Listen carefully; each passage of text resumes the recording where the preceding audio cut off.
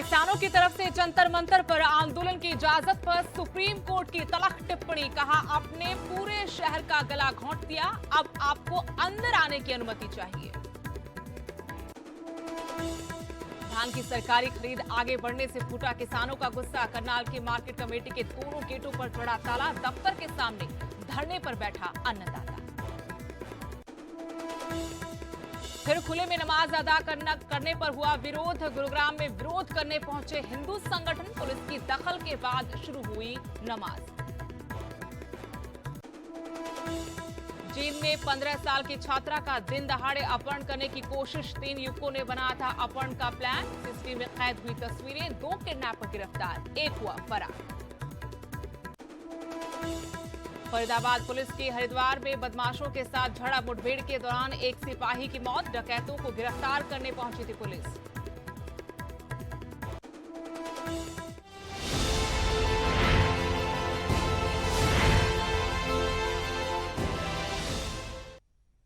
नमस्कार, स्वागत है आपका। आपके साथ मैं हूं स्तेश नैन मोर। बुलेटिन की शुरुआत करेंगे बड़ी खबर के साथ। करनाल से बड़ी खबर, जहां धान की सरकारी खरीद ना होने से किसान गुस्सा गए हैं। मार्केट कमेटी के दोनों गेट पर किसानों ने ताला जड़ दिया है।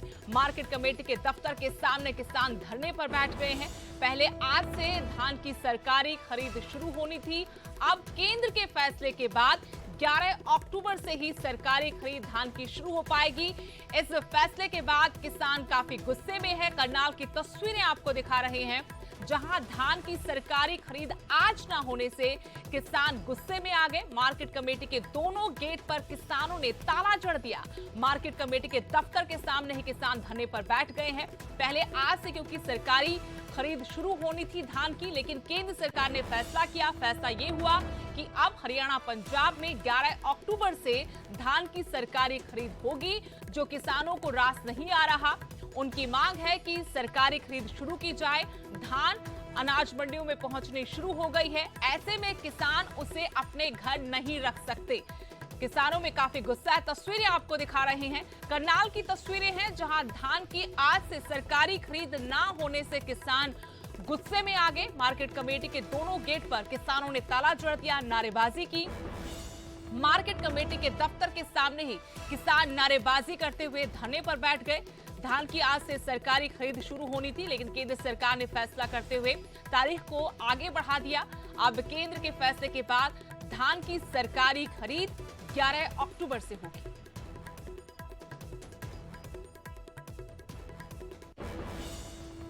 पहले गेहूं के सीजन में करनाल मंडी में धरना लगा था।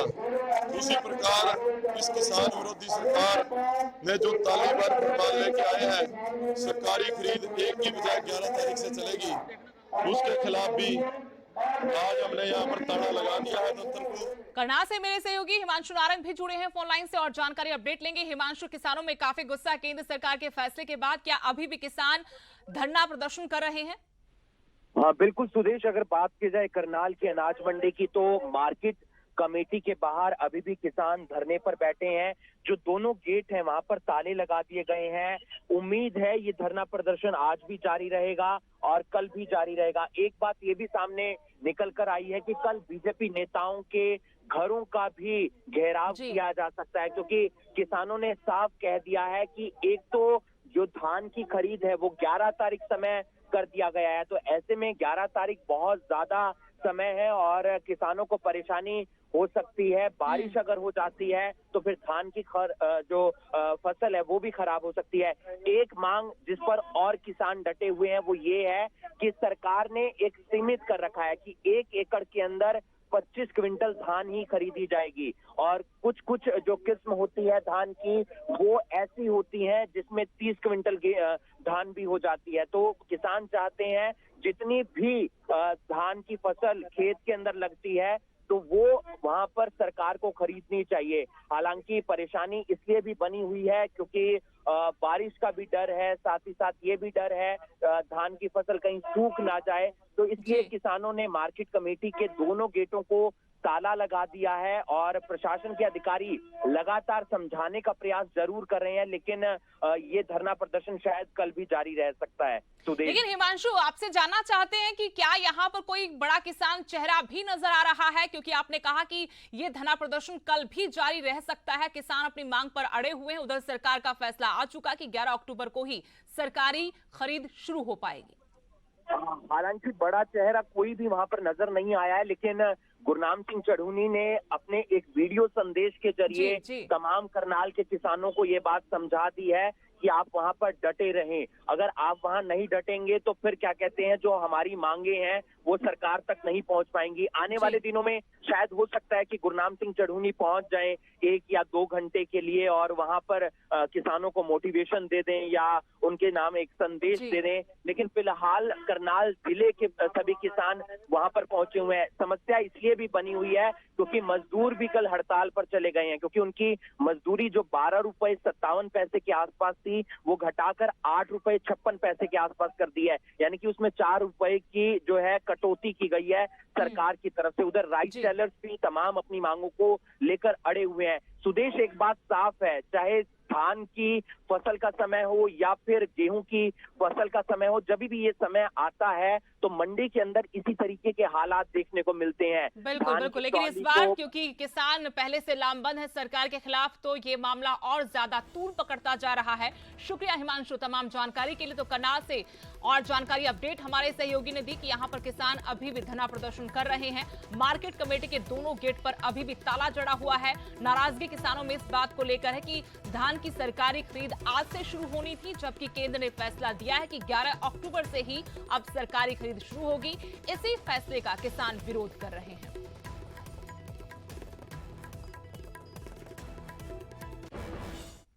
अगली बड़ी खबर, जंतर मंतर पर धरने की याचिका का मामला। किसान आंदोलन पर सुप्रीम कोर्ट की तरफ से तल्ख टिप्पणी की गई है। कहा कि आपको विरोध करने का अधिकार है, आप दूसरों की संपत्ति को नष्ट नहीं कर सकते। सुप्रीम कोर्ट ने तल्ख टिप्पणी की है। आप हाईवे जाम करते हैं, फिर कहते हैं कि विरोध शांतिपूर्ण है। आप सुरक्षा कर्मियों को भी परेशान कर रहे हैं, नागरिकों को भी आने जाने का अधिकार है, ये सुप्रीम कोर्ट की तरफ से कहा गया। कहा कि जब आपने मन बना लिया कोर्ट जाना है तो विरोध की क्या जरूरत है। जब आपको कोर्ट पर भरोसा हो जाए तो कोर्ट पर भरोसा करें।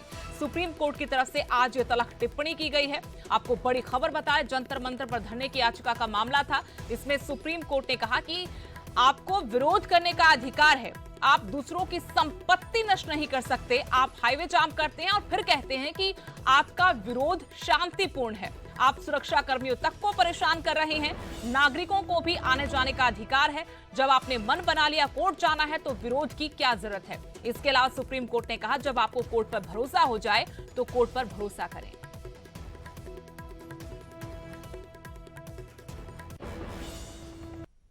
किसान आंदोलन पर सुप्रीम सख्ती, सुप्रीम कोर्ट की किसानों को फटकार, पूरे शहर का गला घुट गया। क्या अब खाली होंगी सड़कें?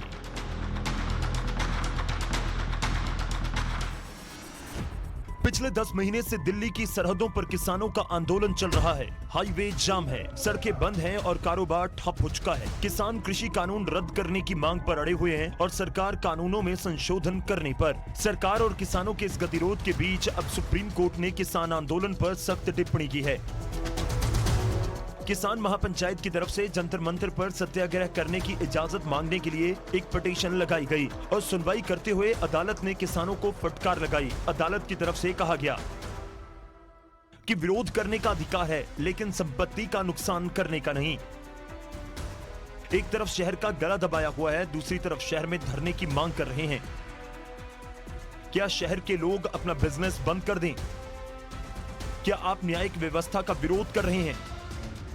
आप सुरक्षा कर्मचारियों, फौजियों को रोक रहे हैं, ये बंद हो। आप हाईवे जाम करते हैं लेकिन कहते हो कि शांतिपूर्ण प्रदर्शन है। वहीं किसानों का कहना है कि हाईवे उनकी तरफ से नहीं बल्कि सरकार की तरफ से जाम किए गए हैं। ਅਸੀਂ ਕਿਸੇ ਦੀ ਸੰਪਤੀ ਦਾ ਕੋਈ ਨੁਕਸਾਨ ਨਹੀਂ ਕਰਦੇ ਜੀ, ਕਿਸੇ ਦਾ ਡੱਕਾ ਤੱਕ ਫੁੱਲ ਤੱਕ ਨਹੀਂ ਤੋੜਿਆਗਾ। ਜਿੱਥੋਂ ਤੱਕ ਸੰਪਤੀ ਦੇ ਨੁਕਸਾਨ ਦੀ ਗੱਲ ਹੈ, ਜਿੱਥੋਂ ਤੱਕ ਉੱਥੇ ਬਾਰਡਰਾਂ ਦੇ ਧਰਨਿਆਂ ਦੀ ਗੱਲ ਹੈਗੀ ਹੈ, ਇਹ ਧਰਨੇ ਤਾਂ ਉੱਥੇ ਸਗੋਂ ਸਮੇਂ ਦੇ ਹਾਕਮਾਂ ਨੇ ਲਵਾਏ ਨੇ ਸਾਡੇ ਕੋਲ। ਅਸੀਂ ਤਾਂ ਅੱਗੇ ਜਾਣਾ ਚਾਹੁੰਦੇ ਸੀ, ਜੇ ਸਰਕਾਰ ਸਾਨੂੰ ਨਾ ਰੋਕਦੀ ਅੱਗੇ ਜੰਤਰ ਮੰਤਰ ਤੇ ਜਾਣ ਲੈਣ ਦਿੰਦੀ, ਅਸੀਂ ਤਾਂ ਦਿੱਲੀ 'ਚ ਜਾਣਾ ਚਾਹੁੰਦੇ ਸੀਗੇ। ਇੱਥੇ ਤਾਂ ਸਰਕਾਰ ਨੇ ਸਗੋਂ ਅੱਗੇ ਸੜਕਾਂ ਪੱਟੀਆਂ ਨੇ, ਕਿੱਲ ਲਾਏ ਨੇ, ਕੰਧਾਂ ਸਾਰੀਆਂ ने। इसके साथ ही सुप्रीम कोर्ट ने किसानों से सवाल पूछा कि जब कानूनों के खिलाफ सुप्रीम कोर्ट का दरवाजा खटखटाया है तो आंदोलन करने का क्या तर्क। सुप्रीम कोर्ट ने किसानों की तरफ से आंदोलन के दौरान आर्मी की गाड़ियों और सुरक्षा कर्मचारियों को रोकने पर भी झाड़ लगाई। बहरहाल अब देखना होगा कि आखिर अदालत की इस टिप्पणी के बाद क्या हाईवे खाली किए जाएंगे। Bureau report, news 18।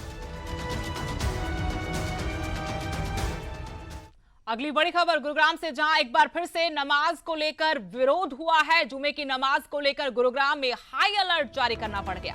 नमाज से पहले हिंदू संगठन विरोध करने पहुंच गए। विरोध करने वाले सभी लोगों को हालांकि हटा दिया गया। पुलिस के दखल के बाद फिर से नमाज शुरू करवाएगी। नमाज के लिए चिन्हित की गई है 37 जगह, क्योंकि इससे पहले भी 2018 में कुछ इसी तरीके से खुले में नमाज का विरोध हुआ था, जिसके बाद प्रशासन की तरफ से नमाज अदा करने के लिए 37 जगह चिन्हित की गई थी। लेकिन एक बार फिर से जब समुदाय विशेष की तरफ से खुले में नमाज अदा की गई तो इसको लेकर कुछ हिंदू संगठनों ने आपत्ति जताई। हालात काफी तनावपूर्ण हो गए। हालांकि पुलिस बल मौके पर पहुंचा और पुलिस के दखल के बाद एक बार फिर से नमाज शुरू करवाई गई। लोगों को हटाया गया जो इसका विरोध करने के लिए पहुंचे थे। नमाज के लिए 37 जगह चुनी गई हैं। आपको ये भी बता दें एक बार फिर से कि 2018 में कुछ इसी तरीके से विवाद हुआ था। मामला काफी तूल पकड़ गया था, गंभीर स्थिति हो गई थी। उसके बाद एक बार फिर से जब खुले में नमाज हुई तो इसका विरोध किया गया और आज भी हालात तनावपूर्ण हो गए थे। और जानकारी अपडेट के साथ गुरुग्राम से हमारे सहयोगी धर्मवीर शर्मा जुड़े हैं फोन लाइन से। धर्मवीर, फिलहाल क्या स्थिति वहां पर? देखिए, बिल्कुल आज जो है यहाँ पर जब नमाज पढ़ने की बारी थी तो पहले से हिंदू संगठनों ने ऐलान कर रखा था कि आज सेक्टर 45 में खुले में नमाज नहीं पढ़ने दी जाएगी। इसी के चलते गुरुग्राम पुलिस भी पहले से ही अलर्ट थी। वहाँ पर बाकायदा बैरिकेडिंग की गई थी, पुलिस तैनात की गई थी, खुद एसीपी जो थे वो वहाँ तैनात थे। और जैसे हिंदू संगठन के लोग वहाँ विरोध करने के लिए पहुंचे तो उन्हें वहाँ से हटा दिया गया और उन्हें सीधे तौर पर कहा गया कि ये जो 37 जगह 2018 में तय की गई थी उन्हीं में से एक है, इसलिए यहाँ पर ये लोग नमाज पढ़ेंगे और अगर किसी को आपत्ति है तो वो प्रशासन को दोबारा से लिखित में शिकायत दे सकता है। हालांकि 2 दिन पहले हिंदू संगठनों ने एक शिकायत प्रशासन को दी है, उसके ऊपर अभी कोई फैसला हुआ नहीं है। इसीलिए पुलिस की तरफ से ये कहा गया कि प्रशासन के साथ अपनी मीटिंग करके ही कोई फैसला आगे का होगा। लेकिन अभी जो है उनको नमाज पढ़ने दी जाएगी और इसीलिए आज वहाँ पर नमाज पढ़ने दी गई। बाकायदा पुलिस वहाँ मौजूद रही इस दौरान। और उससे अगली बार जब शुक्रवार को जब जुम्मे की नमाज होगी तो उससे पहले हो सकता है कि हिंदू संगठनों और मुस्लिम समाज के लोगों की दोबारा से प्रशासन के साथ कोई बैठक हो और उसमें फिर कोई फैसला लिया जाए। लेकिन धर्मवीर, जब प्रशासन की तरफ से ये जगह चिन्हित की गई है नमाज के लिए तो फिर ये आपत्ति क्यों जताई गई? देखिए, 2018 में जब आपत्ति जताई गई थी उस वक्त करीब 100 से ज्यादा जो जगह थी उनमें खुले में नमाज पढ़ी जाती थी और उस वक्त जो फैसला हुआ था वो था सिर्फ 37 जगहों का, जिसमें 24 जगह वक्फ बोर्ड की थी और 13 जगह ऐसी थी जो कि एक तरह से सार्वजनिक जगह थी जहाँ पर ये नमाज पढ़ी जाती है। अब हिंदू संगठनों का ये कहना है कि इस जगह के आसपास जो लोग रहने वाले हैं खासतौर से उनको आपत्ति है, उन लोगों को आपत्ति है। उनका कहना है कि यहाँ चोरी की घटनाएं बढ़ी हैं, दूसरे तरह के क्राइम जो है वो बढ़ रहे हैं, इसलिए उन्हें आपत्ति है और इसीलिए हिंदू संगठन के लोग इसका विरोध कर रहे थे। तो इसको लेकर के अब ये कहा गया है प्रशासन की तरफ से कि उन्होंने जो भी आपत्ति दर्ज कराई है उसको लेकर के एक बार दोबारा से बातचीत होगी जिसमें हिंदू संगठन और इनको बुलाया जाएगा। तो हो सकता है कि अगले बुधवार तक ये मीटिंग हो और उसके बाद कोई फैसला हो। तो अगले शुक्रवार को तक ये फैसला होने की उम्मीद है, क्योंकि अगले शुक्रवार को फिर दोबारा से जुम्मे की नमाज है। तो ऐसे में कोई भी टकराव जैसी स्थिति ना बने, आपसी भाईचारा जो है वो खराब ना हो, उसके लिए प्रशासन की तरफ से पहल यही है कि अगले 2-3 दिन में कोई भी एक मीटिंग जो है इनके बीच में करवाई जाए और उसके बाद कोई फैसला लिया जाए।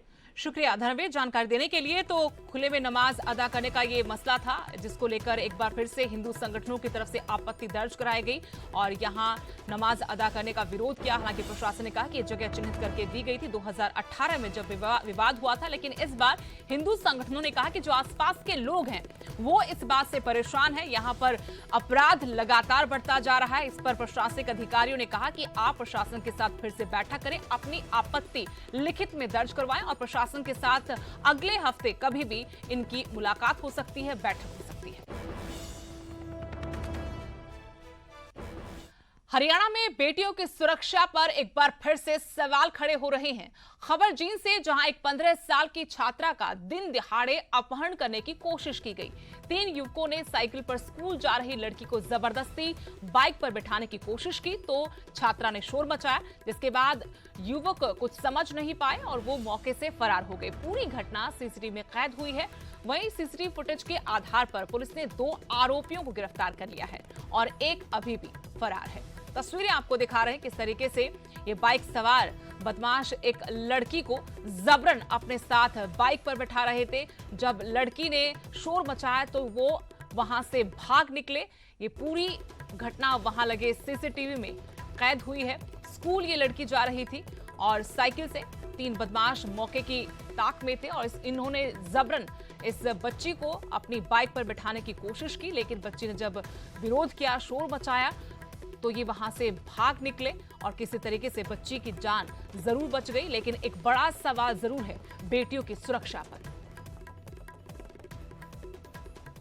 ये केस रजिस्टर किया था हमने पोक्सो एक्ट के तहत कि लड़की स्कूल जा रही थी।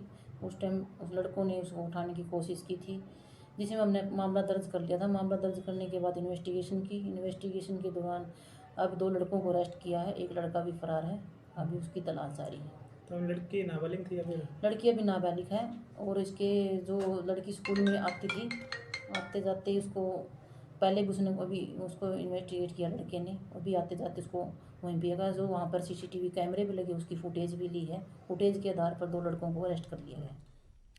डॉक्टर को भगवान का दर्जा दिया गया है, लेकिन कुछ लोग जान बचाने वाले डॉक्टर्स तक को नहीं बख्शते। एक ऐसा ही मामला सोनीपत के सिविल अस्पताल से सामने आया है, जहां एक शख्स ने जमकर हंगामा किया। इमरजेंसी वार्ड में शख्स ने पहले तो डॉक्टर के साथ गाली गलौज किया और फिर हाथापाई पर उतर आए। बाद में हंगामा करने वाले शख्स को पुलिस ने हिरासत में ले लिया। वहीं हमले के विरोध में इमरजेंसी में तैनात सभी डॉक्टर हड़ताल पर चले गए।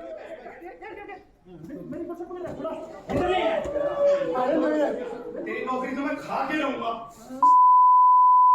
तू मेडिकल करने की जगह हमसे ही लड़ रहा है, जिसकी इतनी बुरी हाल है। एडवोकेट है ये।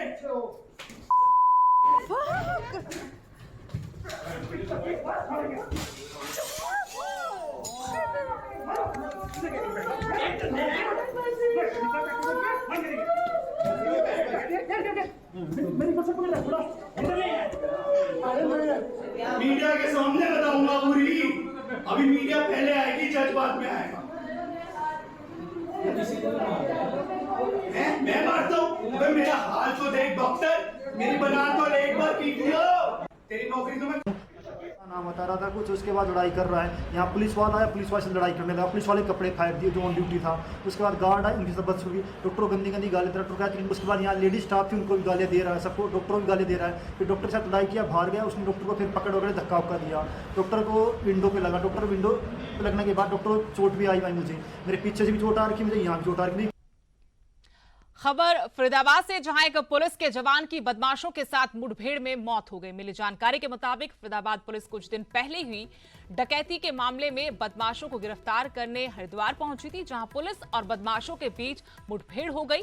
बदमाशों ने पुलिस पर फायरिंग की, जिसमें पुलिस के एक जवान की जान चली गई। हालांकि मुठभेड़ के बाद पुलिस ने सभी आरोपियों को गिरफ्तार कर लिया। कर रहे थे तो उसी समय एक बदमाश जो अंशु है, उसने हमारे जवान पर फायर कर दिया और उसके बावजूद वो भागने की कोशिश कर रहा था, लेकिन हमारे जवानों ने उसको रिटेलिएट में फायर करके उसके भी बदमाश को भी गोली लगी जो अंशु है हाथ में, और उनको काबू कर लिया है। 4 बदमाशों को काबू कर लिया है। दुख की बात यह है कि इस आरोपियों की जो काबू करते वक्त, गिरफ्तारी करते वक्त हमारे जो जवान है संदीप, वो शहीद हो गया है, वो वीर गति को प्राप्त हो गया है, जिसने फरीदाबाद की जनता के लिए अपना कर्तव्य का निर्वहन करते हुए जान की बाजी लगाकर और अपने शहीद। यहाँ रुकेंगे छोटे से ब्रेक के लिए।